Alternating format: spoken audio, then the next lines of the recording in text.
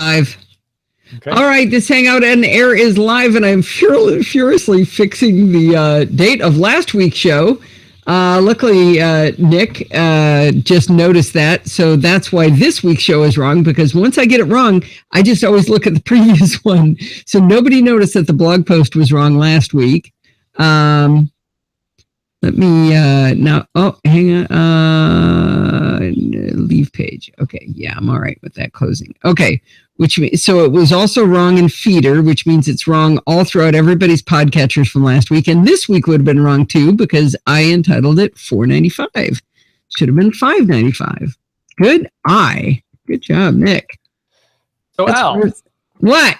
We're getting comments that your audio is really hot. I always hear it really hot, but apparently your listeners are too. No. Okay, good. Thanks for letting me know. I can tell you exactly why, and now it's fine. Am I right?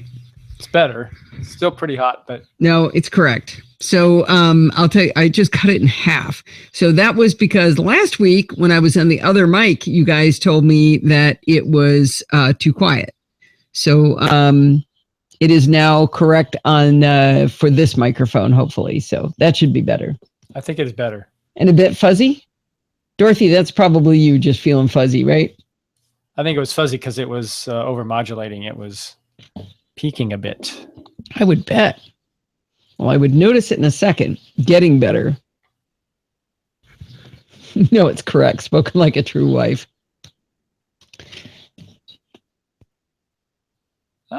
Sybil decided to join us. All right. Yep. Gin and tonics will do that. That's exactly what I was going to suggest. All right. It is time for roll call. We've got Steve and Brett and Kevin and Nick and Sybil, who counts as like 11 people anyway, and Denise and Dorothy and John and Rose and Sandy. So we got a fun little party tonight.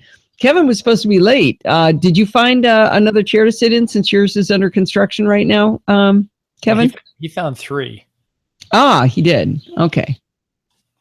Do I normally have a number in it? Yeah, I normally have a number, don't I? Number $5.95, right? Do I normally have a number, don't I? Let me check. Yes. Yeah. All right, refresh. That should fix that. Should get there. $5.94, $5.95. Boy, that was close. And it would have been wrong in the audio this time. It was right in the audio last time. Sandy's on one side, Dorothy's on the other. All right, so you girls can just kick him if he misbehaves. That sounds good. So, Kevin, along with your save thing, can you remember when you get in the show to tell Steve to put an S on it? In fact, if you could say put a S, that's the way we would prefer it be said.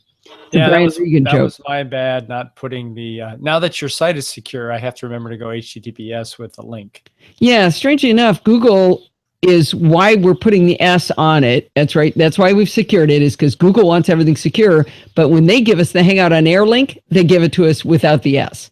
So that's kind of ironic. You have a lot of S at work. All right. I believe I'm drinking a Pacifico. Yes, you are. Today? Did you go with IceCast? I did. It's not like me to remember, but I did. With IceCast? Yes, you did. Yep. Thanks for giving us some feedback on that, dear. Literally. My feedback is free. Let me do a file save as, and we'll put in our date here. And that would have been right. Oh, that would have been right because it would be the NCF.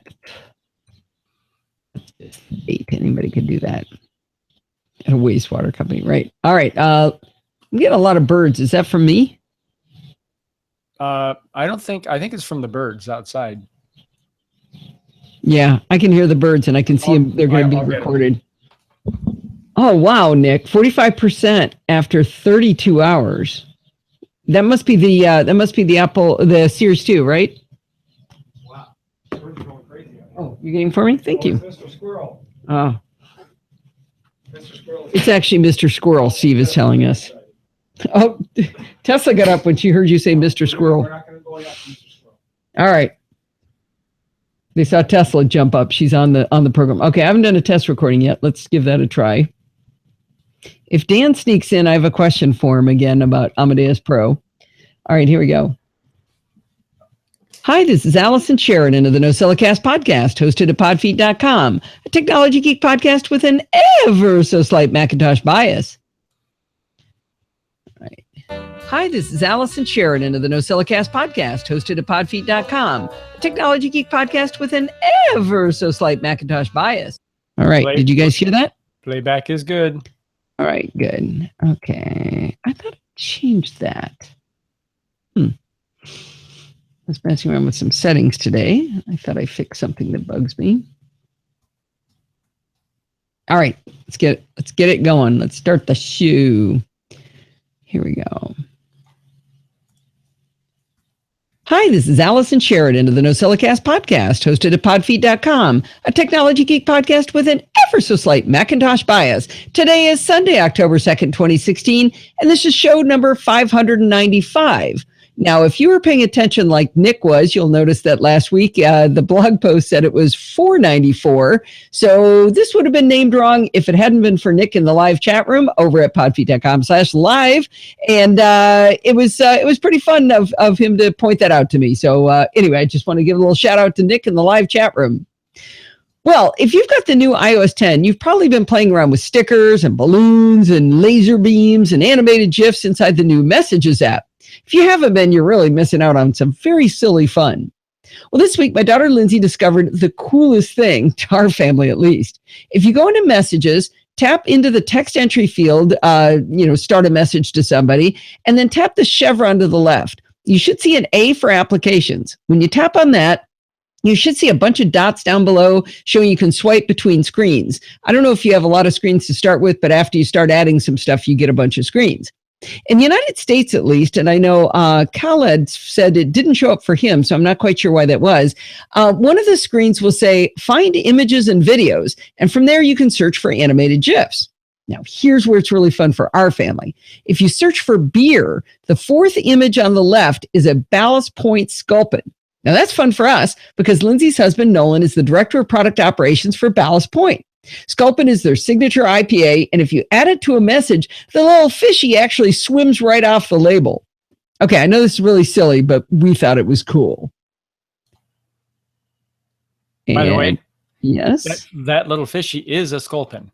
I thought it might have been, but I was afraid I was wrong, and so I didn't say it. Okay. Okay, and I just realized I'm missing something. Let me check something here. Let me save it.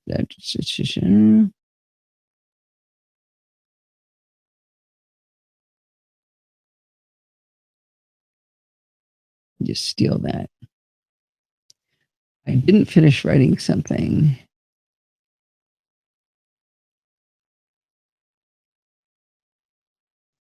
See how that sounds. Preview. Save. They're a beer sticker. Yeah, I know, right? I could send you one, Denise. Okay, here we go. Well, Bart's back this week in Chit Chat Across the Pond with another episode of Programming by Stealth. This week was just as much fun as last time. In this episode, Bart explains how to embed JavaScript into a web page, how to control when JavaScript executes, and then teaches us about the browser event model. Now, that sounds boring, but using this model, he teaches us how we can change things on a web page, say when a user clicks or after a defined length of time or at time intervals. It's our first time out of the sandbox, so it's great fun to manipulate web pages and have them do our bidding. In fact, I noticed on the NPR had a fact-checking site about the presidential debates.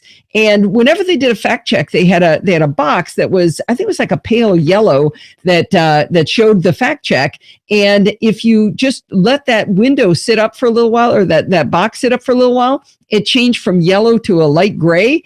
And I'm pretty sure I know how they did it. And I know how they did it because of what Bart taught us about the JavaScript event model. So if you haven't already subscribed to Chit Chat Across the Pond, go into your favorite podcatcher and search for it. Or, of course, you can find the links over at podfeet.com.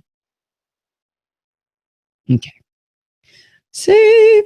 All right. We're already ready for a blog post. Okay. Apple Watch. Here we go. This has been so fun doing the doing this stuff. Wait. Who else is G eats Fu Young? What is wrong with you, George? I was thinking about it, Kevin. Do you think George is actually sad that he didn't think of the sausage grinder himself? Because that's a very George kind of gift. You know, that's the kind of thing he would have been really proud of. I think he's probably, kind of in awe of your prowess on that. I'd be careful. It sounds like you're challenging George now. Who knows what will show up? Podfeet.com. Could be dangerous. Well, we have gotten some rather odd things show up at the house from George. We've gotten some lovely things show up at the house. We're incoming sausage. Come on, George. You got to tip your hat to Kevin on that one. Did I already tell you guys about what the guy said on the Mac Geek Gabs live stream? Alex Santos said that I think have I already told the story? I don't recall. Alex said that the Mac Geek Gab live stream, the chat room, is the best chat room in the universe. So I wrote in their Facebook group, I said, I don't know. I don't want to do a throwdown here or anything, but have any of you guys ever sent John and Dave a sausage grinder? Because one of my fans did, one of my listeners did. And I loved Alex Santos' description or answer to that. He said, well, in the multiverse, there can be more than one greatest show in the universe. And I said, well, there you go. I liked it. That shut them up. Yeah, exactly. See? All right. Here we go. One of the things I was really looking forward to with macOS Sierra and watchOS 3 was the ability to unlock my Mac with my Apple Watch. I know it's a small thing, but typing that silly password like 20 times a day kind of gets on my nerves. I'm not as crazy as George from Tulsa thinks I am, as I didn't upgrade my podcasting Mac, but I did upgrade my MacBook to Sierra, and I upgraded my watch. Okay, I'm starting this over. I didn't say anything right. Let's try again. Thank you. You heard all those slurs? 3 sips in. One of the things I was really looking forward to with macOS Sierra and watchOS 3 was the ability to unlock my Mac with my Apple Watch. I know it's a small thing, but typing that silly password like 20 times a day really gets on my nerves. Now, I'm not as crazy as George from Tulsa thinks I am, as I did not upgrade my podcasting Mac. But I did upgrade my MacBook to Sierra, and I upgraded my watch right away to watchOS 3. So I really wanted to test this feature out. It turned out to be quite a bit more complicated than I expected to make this happen. I'll explain as we go through all of the steps. If you'd rather jump right in and do it yourself, of course, I did a full tutorial, so you can skip ahead, and you can find that in the show notes. Now, I figured the place to turn this feature on would be in System Preferences, Security and Privacy. That's where you originally enable a password to unlock the Mac. I guessed right, because just below that was a section that said, Allow Apple Watch to unlock your Mac. And right below that, it showed my original Apple Watch, which is still paired to my account, and my new Series 2 Apple Watch. I happily clicked the checkbox to allow my watch to open the Mac. But I was immediately shown a screen that really confused me at first. It said, two-factor authentication is required to allow your Apple Watch to unlock your Mac. To turn on two-factor authentication, you must turn off two-step verification at appleid.apple.com. What? Well, let's roll back the clock a little bit to see what happened here. Some time ago, Bart really pushed us to start doing two-factor authentication on important sites. In particular, we talked about doing it for our Apple IDs. I remember being very proud of my little self for turning it on, but some folks on Twitter corrected me, saying that I had not turned on two-factor authentication. I'd turned on two-step verification. I thought maybe they were just being, those persnickety types who like to nitpick, which is a favorite pastime on Twitter, of course, but evidently they were actually onto something. I thought maybe I'd better figure out the difference between these two things. I found 2 support articles from Apple, one for two-step verification and one for two-factor authentication, and there's links in the show notes to those articles. I read both of these documents from start to finish twice to be sure I understood the differences. Here's a quote from the two-factor authentication page. Two-factor authentication is a new service built directly into iOS, macOS, tvOS, watchOS, and Apple's websites. It uses different methods to trust devices and deliver verification codes, and offers a more streamlined user experience. Now remember that streamlined user experience line. Okay, so two-step verification evidently used SMS to send 4-digit codes, where two-factor authentication uses the built-in functionality of the operating systems to send 6-digit codes. Two-step verification has a couple of added security things, like a recovery key you can use if you lose your devices, but evidently that's not actually a critical piece of the puzzle since it's not included with two-factor authentication. SMS is less secure than the service integrated into iOS 9 and above, which is the main reason two-factor authentication is more secure. All right, armed with this kind of vague understanding of how two-factor authentication is better, I embarked on the adventure to switch to the new and improved method. I followed the instructions and I went to appleid.apple.com. I scrolled down to the security section where I found an edit button on the far right side. The next page had a section for two-step verification with an option to turn it off. Wow, that was easy. Well, not so much. I got a pop-up asking me if I was sure. Once I confirmed, I was faced with a page of new security questions I had to enable. Evidently, at this point, they're assuming I won't have two-step verification or two-factor authentication, so at least some security questions are better than nothing. I presume these questions will be unimportant after enabling two-factor authentication, but we still have to answer them. Because I've been listening to Bart over the years, I made up really crazy answers to each question and dutifully entered my fake answers into 1Password. All right, now I can turn on two-factor authentication, right? Nope. Please confirm your birthday. Yeah, okay. I don't know why. Now confirm your rescue email. Well, that gave me the confirmation that two-step verification is turned off after I confirmed my rescue email. Now it's time for a trip back to system preferences, but oddly, you don't go into security and privacy. This time, we have to go to the Security tab from within iCloud Preferences. On that tab, there's a button to set up two-factor authentication. Okay, done. Wait, are you sure you want to set up two-factor authentication? Yes, I'm sure. Next, it suggested maybe you don't want to do that. It warned me that some of my devices are not ready for two-factor authentication. Two-factor authentication only came into being in iOS 9, but all of my devices are on iOS 10. The only thing I can figure is that it's keeping track of every device I've ever owned and doesn't know that many of these are no longer mine.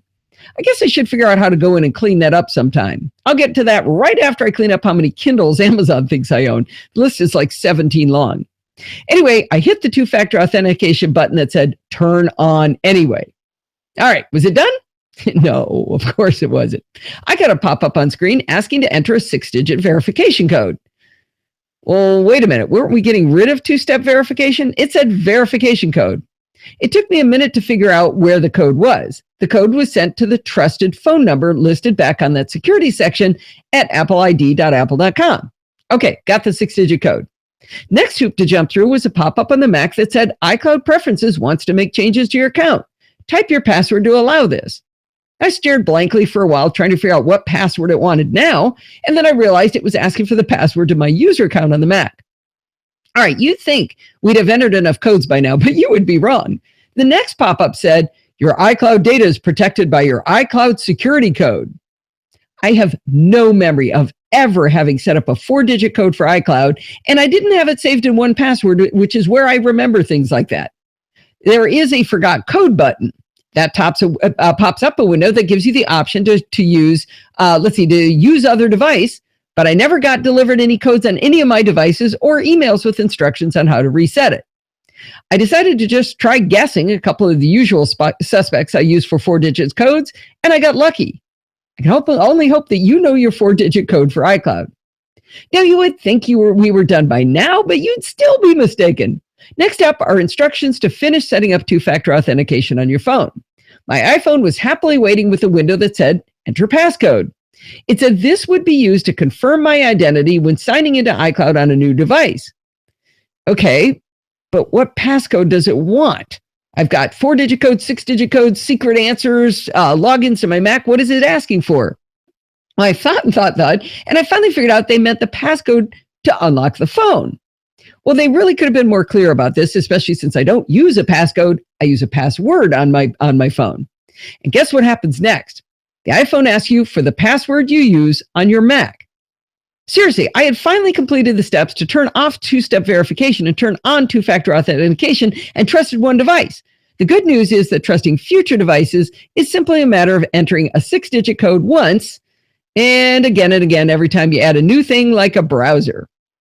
Finally, and yes, I mean finally, you can now go back to System Preferences, Security and Privacy, General tab, and allow Apple Watch to unlock your Mac. Except it didn't work. I thought, I wonder if I have to reboot my Mac. I did that, and I got it to work. Now, my initial reaction to all of this was that it darn well better be awesome to have my watch unlock my Mac, because that was a lot of steps. I believe it was 18 to be exact.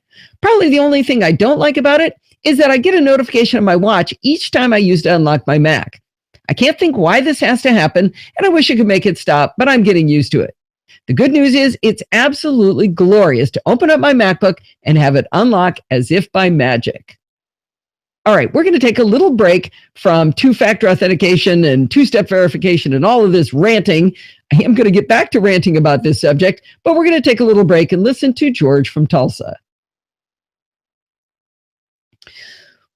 Whew. All right, what have I missed? A couple of folks were asking about your band. I think it was Denise. Oh, I love this band. It looked from a distance like the Milanese, but it's nylon, right? No, it's the nylon, and it's just glorious. I mean, it's super comfortable. And this edge is actually kind of a beige. My lighting seems really yellow right now. We're not quite sure why, but it's kind of a beige, and it's really oddly pretty. It just looks great on the watch. I'm just fabulous. Yeah, I didn't like the Milanese at all. Denise and I both returned ours. I'm sorry, Sandy and I both returned ours, right? I love it. Yeah, Sandy, I feel like this is, oddly, a nylon watch band is the elegant one we were looking for. It really looks pretty. I'm very, very happy with it. Georgia? Right. Why is G eating Fu Young is what I want to know. There's something embedded in that name. Yeah, you never know. Let's listen to a little bit of George from Tulsa. Maybe George is having Chinese food tonight. Maybe. But we're going to take a little break and listen to George from Tulsa. In November 2015, I reported about my new Asus Chromebook Flip and 2015 Toshiba Chromebook 2 with Intel i3. Text of that review is in NosillaCast 551 and linked in the current show notes. Nearly a year later, I'm very pleased with both. The 2015 i3 Toshiba Chromebook remains on Amazon for $476, even though Toshiba is reported to be withdrawing from the general computer market. The 4 GB Flip's current Amazon price is $269. All that's old news. What's new is that Google just released the stable version of Chrome OS 53, which brings a potentially huge number of Android's 2.2 million apps to Chromebooks, beginning with the Chromebook Flip and Acer's R11, both touchscreens in a convertible form factor. Will the option to install Android apps be a market-winning game changer for Chrome OS? It certainly adds a new level of utility to systems which have none of the maintenance or malware problems of Windows, and which sell for as little as $149 new. That said, how well do Android apps work on a Chromebook? To test, I installed 3 of my favorites: Firefox, the Snapseed photo editor, and KeePass Droid for local storage and creation of encrypted password. What's to say? The 3 apps work on the Flip in the same way as on my Android phone and tablet, and that's quite well.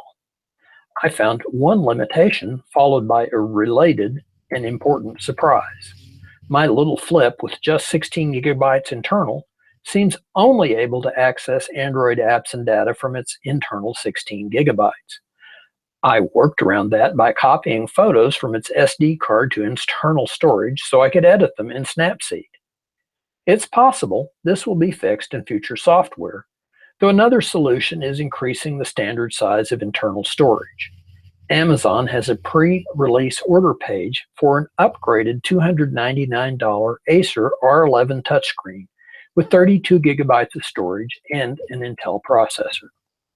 The important surprise came as I began assembling links to my show notes and the audio file to send to Allison.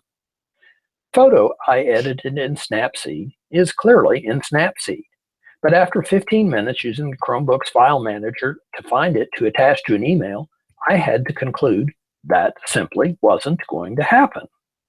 Turns out Android apps in Chrome OS are running in Linux containers. Think of it as Android running in a self-contained virtual machine.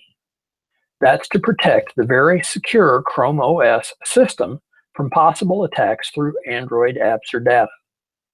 Simply installing the Android version of Google's Photos enabled me to share out my edited photo from Snapseed and send it on to Allison. Remember that entering the Amazon world by clicking first through Allison's Amazon affiliate link on podfeet.com helps Al and Steve pay to keep the NosillaCast in your world. Yay! That was a nice little plug at the end by George. I know. He's always great about that. Aside from the great review. You know, Sandy, I got to say, I think the sports pants are really comfortable too. This is even more comfortable, if anything. What do you think, Steve? Yeah, I think it is. It's very light. And it doesn't stick to your skin as much. It doesn't stick, and it's very form-fitting because it's so thin. Show them yours. Let's see. I'm not sure you can see. Is my video up right now? If I talk, it isn't. Freeze my video. There, I'll force yours. Lock my video. Yeah, so he's got the dark gray one, and I just think it looks super elegant too. I like it, yeah. Yeah. All right. Time to keep recording. Let's see. We'll go out there. Well, thanks, George. As always, this was really an eye-opener. Now, as much as I'm a Mac fanatic, I have to admit that the Chrome OS is really becoming a contender, especially if you're trying to manage devices somebody else is messing around with, like at a school. I just donated my 2008 MacBook to our next-door neighbor. That was the one that I put the Chrome OS on using Cloud Ready, and she's thrilled. I mean, the MacBook couldn't go to Sierra, so I put Chrome OS on it, and she's got a great computer that nobody has to manage because they're not super technical. So I think that's a great solution. Anyway, I like to hear that they've effectively sandboxed the Android apps from Chrome OS. Now, my one concern is that might stymie some people on how to use it, but the increase in security of the device is probably worth it. I mean, you figured it out, but I wonder whether everybody else will. One small thing, the Flip increased in price on Amazon from $269 to $335 in the time it took me to post George's review.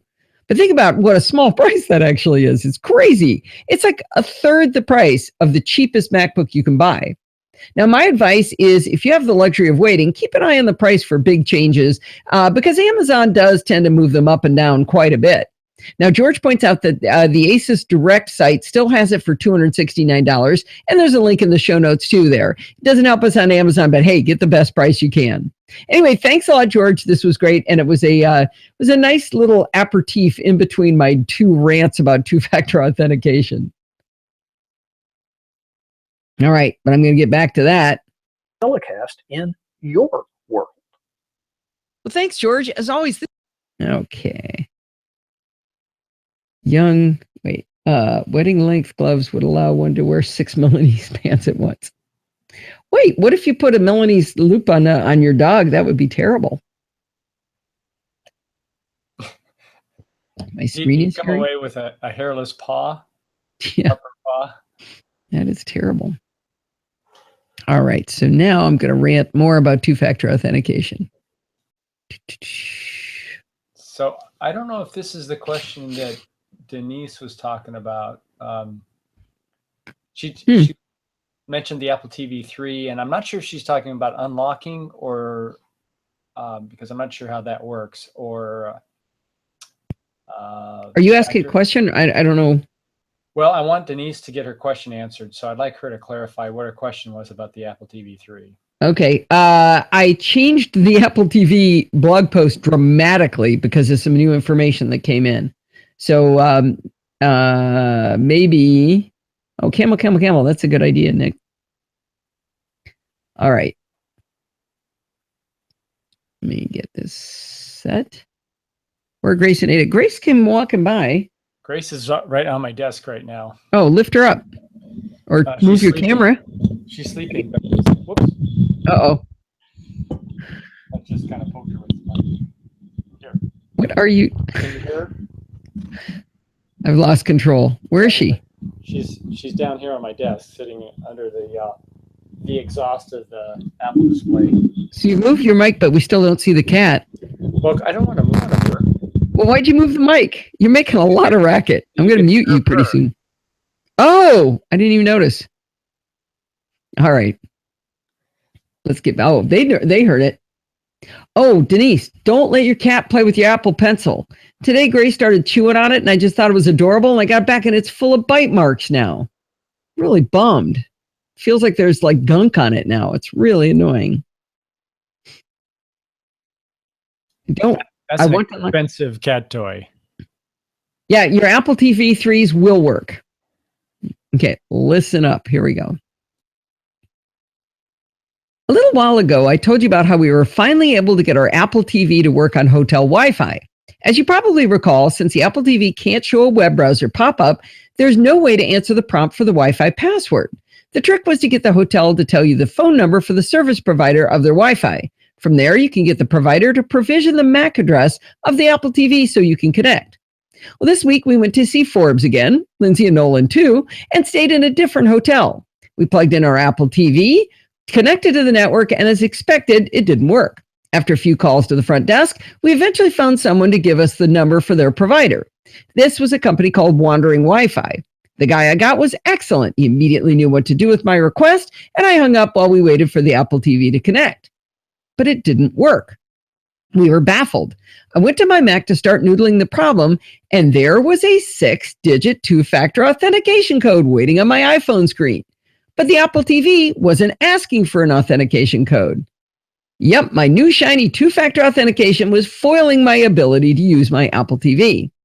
I jumped online to investigate, and I found an Apple support article explaining that the Apple TV 4 works with two-factor authentication, but Apple TV 3 and lower do not.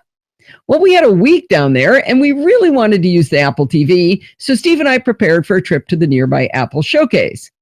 Now, I say prepared, which in our case usually means keep goofing around in the internet. For once, my procrastination paid off. Right then, I saw a tweet from 9 to 5 Toys that said Best Buy had the Apple TV 4 32GB version on sale for $100, which is $50 off the normal price. Luckily, we had a Best Buy right around the corner, so we ran over there instead of the Apple Store. We plugged it in, called Wandering Wi-Fi again, and got the new one provisioned. This time, the Apple TV 4 popped up a window to enter the 6-digit two-factor authentication code, and we were back in business. All right, I posted what I just told you as a blog post, but I have breaking news that changed what I wrote in my blog post. At this point in the story, I'd like to tell you why having those blog posts come out ahead of time is so awesome. It's because people like Mike C. and Giles Croft read what I've written, judge it with a critical eye, and go searching for solutions. Sometimes people are searching for how I must be wrong, and I love that too, because it's so much better to be wrong or misinformed in a place that I can edit than wrong in the audio podcast where I have to wait a week to correct myself. Anyway, what both Mike and Giles discovered is that there's a trick to allow you to do two-factor authentication on Apple TV 3s and even Apple TV 2s. Oddly, there are 2 support articles on this topic. The one I read does not tell you about this, but the support article HT204915 says, what if I have a two-factor authentication on a device running older software? If you use two-factor authentication with devices running older OS versions, you might be asked to add your 6-digit verification code to the end of your password when signing in. Get your verification code from a trusted device running iOS 9 and later, or OS 10, El Capitan and later, or have it sent to your trusted phone number. Then type your password followed by the 6-digit verification code directly into the password field. Okay, now this gets interesting. We were back home, so we tested out the process. I told you originally that we were working on an Apple TV 3 when we were out of town, but it turns out it was an Apple TV 2. This is important because you would have thought we were morons if it was an Apple TV 3. So we're back at home and we tested on a different Apple TV, which turned out to be an Apple TV 3. We tried to log into iTunes and plain as day, the Apple TV asked us for the 6-digit code from two-factor authentication. It's not supposed to do that, but it did. The Apple TV we have is a model 1247 running OS 7.2.1. And on the Identify Your Apple TV model page over at Apple, it says that the A1247 is the first version of the third generation Apple TV. It's not the second generation, or not the, what was it? They said the A revision. So it's the first one. So the Apple TV 3 would have worked. All right. So to start with, Apple's misleading us when they say you have to have an Apple TV 4 to get prompted for the code, because we would have been prompted if we'd brought that one with us. Steve and I were baffled at first when we saw this came up, so we ran into the room where the Apple TV we'd actually brought with us was located. Sure enough, that Apple TV did not ask us for the 6-digit two-factor authentication code. It simply said, your Apple ID or password is incorrect. All right, so at least we're not idiots that missed that screen. At this point in the plot, I'm looking at the login failure screen, but my iPhone is showing the 6-digit passcode for two-factor authentication. That means I have the extreme joy of entering my 20-character Apple ID password yet again. This is, 3 or 4 by this time that I've had to enter it. And, I'm using the remote with the, my password has the upper and lowercase letters, symbols, punctuation, kind of a BART kind of password if you got my drift. Anyway, I'm doing that all with this hideous little silver remote and then typing in that 6-digit code. And guess what happened? Failed again. Well, the only thing I could figure was that since it took me about 5 minutes to type the code in, my password in and then get the code, maybe the code had expired. Now, I should mention that before you get the code, you get a screen asking if you're trying to log in somewhere and whether you want to allow it. So this time, I typed in my 20-character password again, let it fail, then left my phone showing the allow screen and didn't let it advance to give me the code. Then I went back, entered my 20-character password yet again, and only then tapped allow on my phone, got the 6-digit code, and it works. I have to tell you, I did this today as I'm recording this, and my wrist still hurts. I'm not kidding you. I got carpal tunnel just from working on my Apple TVs. All right, while I'm in a whiny mood, let's talk about some other lovely side effects of turning on two-factor authentication. I was chatting with Bart the other day when suddenly up on screen pops a message saying someone is trying to log into my account from Pomona, California. Well, Pomona is 46 miles away from my house, which is like 7 hours in LA terms of driving. Obviously, I wasn't in Pomona, and neither was Steve. I didn't think either of the kids were in that area either, and Tessa doesn't know how to drive yet. I couldn't believe that having two-factor authentication turned on had already saved me from a hack. And then Steve wandered in my office to tell me he was messing with the Apple TV, and did I get a 6-digit code? At first, Bart and Steve tried to convince me that the location services must not be that accurate, but that didn't satisfy me. That night, our buddy Ron came over, and I told him the story. And he said that he had noticed that when he had to log into his Frontier Fios account, which is the same account delivery we have. So he's trying to go into the Frontier Fios account to authenticate for an over-the-top TV service. It showed that Frontier was in Pomona. We're, like I said, we're also Frontier Fios customers. So for some reason, Apple is using the hub for our ISP as our location for the iTunes login. I don't know why this wasn't IP-based to maybe at least get to my neighborhood. Kind of weird. Keep that in mind if you turn it on and suddenly you get strange locations logging in. Here's another fun byproduct. Steve is nearly as geeky as I am, but not quite. So he likes to set tech stuff up too. We don't share an Apple ID and never have, so we have to choose one ID to use for the login on our Apple TVs. We use my account, and I share my 1Password entry for it to him. But when he went to set up the Apple TV, he didn't get the passcode sent to him for two-factor authentication.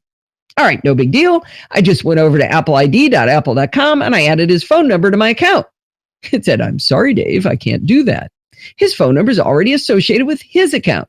That means I can't add his email address either. Luckily, I've created another email address for him over at podfeet.com, so I use that one. But doesn't this seem kind of kludgy? Is the assumption that you only have one geek in the house or that you have 12 email addresses like we do? And guess what? In all that re-entering of my password on the Apple TV 3 and 2 in order to get that 6-digit code to come in, not once did his email addresses get sent that 6-digit code. They did in my test the day before, but when we actually would have needed it, they didn't get it.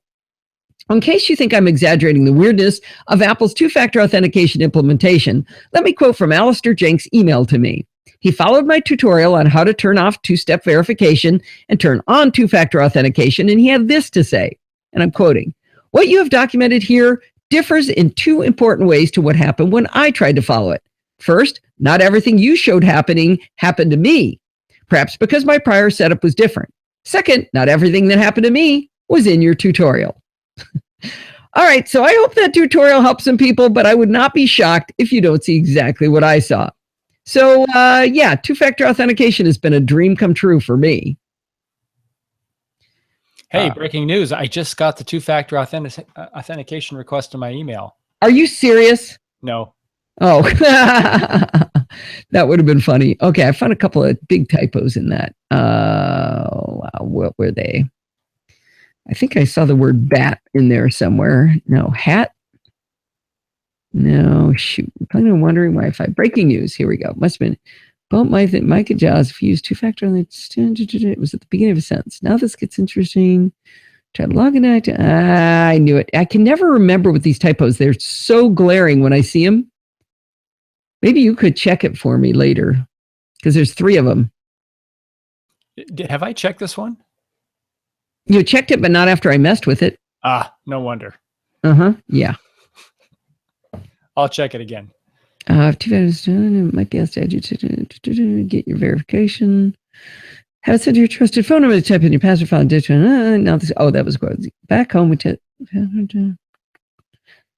Yeah, it's the whole breaking news section. It's got 3 typos. Would you mind making a note?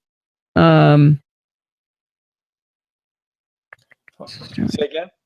There's a heading called two-factor or called breaking news.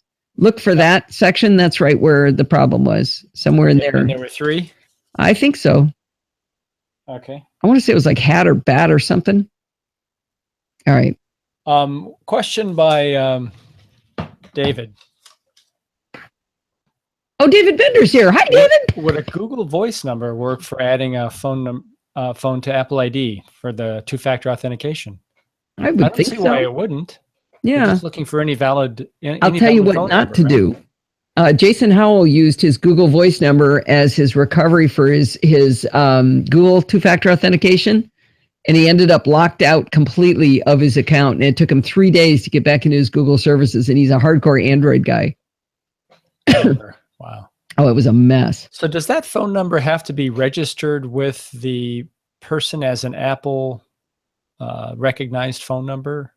Like in your account somewhere? Yeah, in appleid.apple.com, that's where you put those numbers in.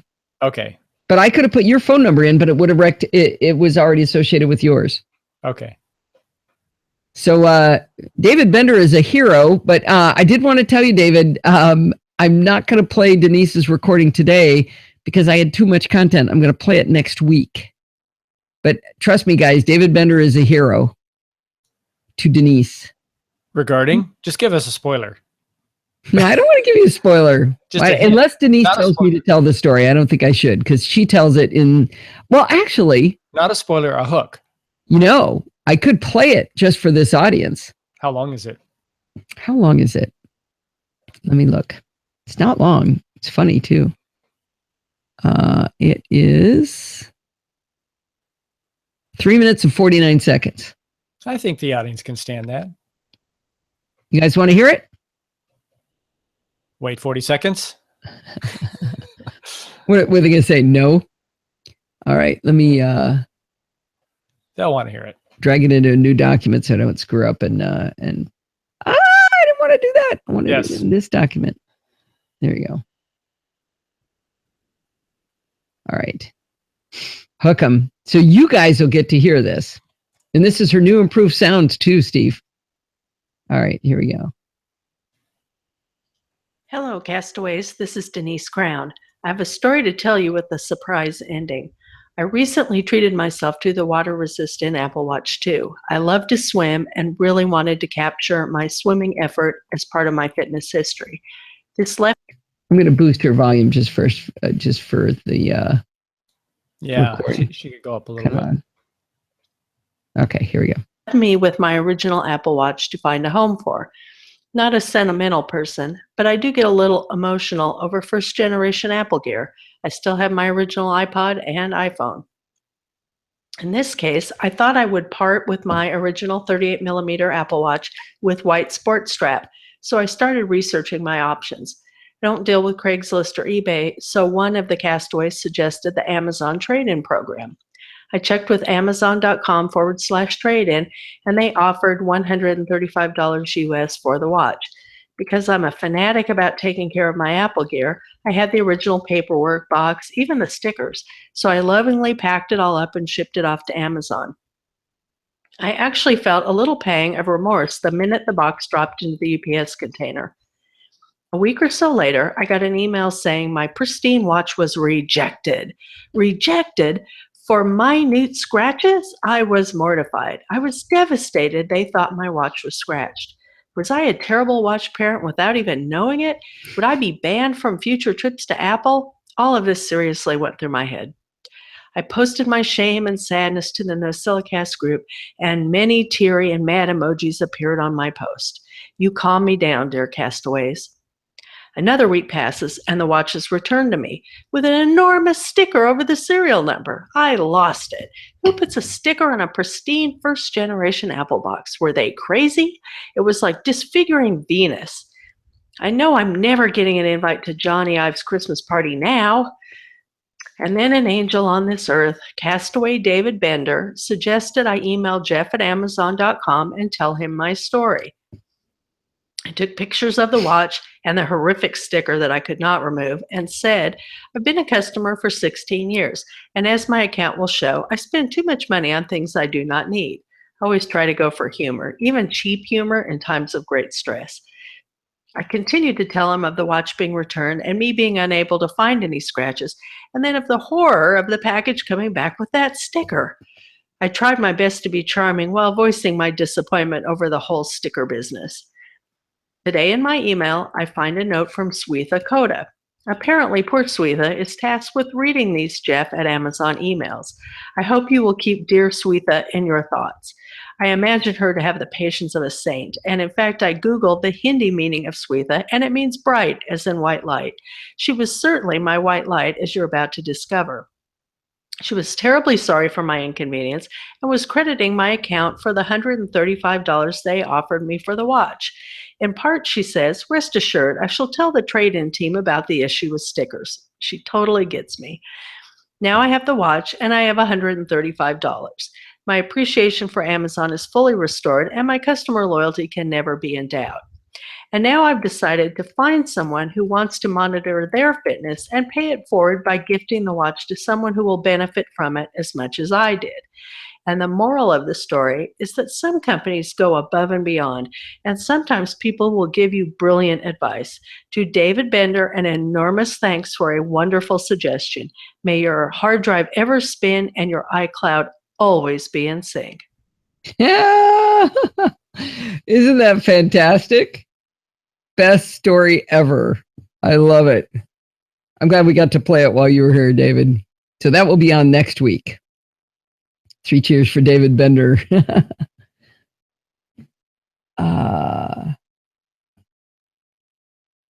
Yeah, you do have to have a seller account. Is that right, Denise? Because I have a seller account because I sold all of Tim Verporten stuff through Amazon. It's worth making it, man. I sold a lens back to them. I bought a lens for my camera that I knew I didn't want to keep permanently. I knew I would want the next one when it came out. And so I sold it like 4 months after I got it and got about half the price. Uh-oh. Being invaded. Here we go.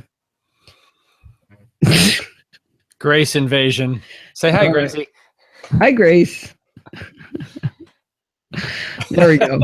Cattail. It's the Cattail show. All right, sweetie. Did you hear Tesla flapping her ears in the show, by the way, earlier? I did not, but okay. I may just be so used to it. Yeah, she came in and flapped around, but she walked up and I gave her a good scratch, but I never missed a beat. She doesn't have her collar on, right? Right. I think I took it off when I got back from my walk. You would have heard it if she'd had her collar on. We're good. All right. One thing before security bits. Here we go. All right. This show is not ad supported. You might have noticed that. It's supported by you through Patreon.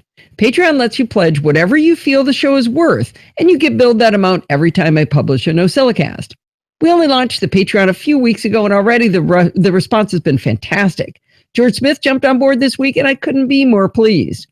I really like not being ad-supported because A, it's less boring, and B, you get to decide the value you get from the show. Head on over and pledge whatever you think it's worth at podfeet.com/Patreon. And when you do, you can call yourself a patron of the arts. And I was missing the link. Jeez, what did I do right on this? Let's see. Where's the original? There it is. So Podfeet, the NosillaCast is now the arts. Yeah. Let's see. So you're an artist. I am. Podfeet. There you go. Okay, we need some Security Bits music. And let's see where Security Bits music is in GarageBand Jingles. Why do I have that? I don't need that. Bart and I had a really good time in Chit Chat, but it's pretty long. I'm not gonna lie. Let's see, so this is. I don't remember that many security items from this past week or 2 weeks. Has Yeah. there been a lot? They were, well, actually, it was kind of funny. We get into the discussion of that. I said, how bad was it this week? And he decided that we decided he's going to start having a system to tell you whether it's a red, yellow, or orange week. And so he declared this an orange week. There were 60 security stories to start with, but a lot of them were chewy. You know, they had a lot of depth. That was the big thing. Podfeet is the intersection of art and science. Yeah, I always say I'm not very artistic, but I don't know. Oh, I should have said patron of the sciences. Right. Does that sound better? I can change it.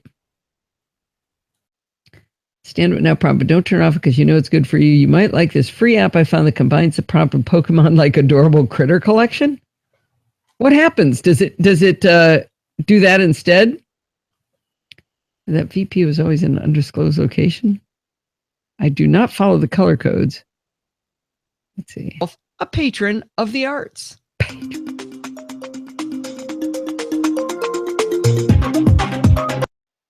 I can already tell that this is not going to be what I want. That's some good security music right there. That's amazing, huh? Steve picked it out. Can you tell? Let's see. I'm going to get rid of that. And I'm going to get rid of that. And I can already tell I'm going to have to pull that together. Pull that over to there. And I'm going to have to do this and make... Nope. No. Make it louder. Now pull that over to there. And I'm going to go to the end. And I'm going to pull that one up. Come on. Because you guys will yell at me that it's too quiet. Even though it won't matter. But you guys will give me a hard time. Wish Dan were here. I needed to ask him something. The arts.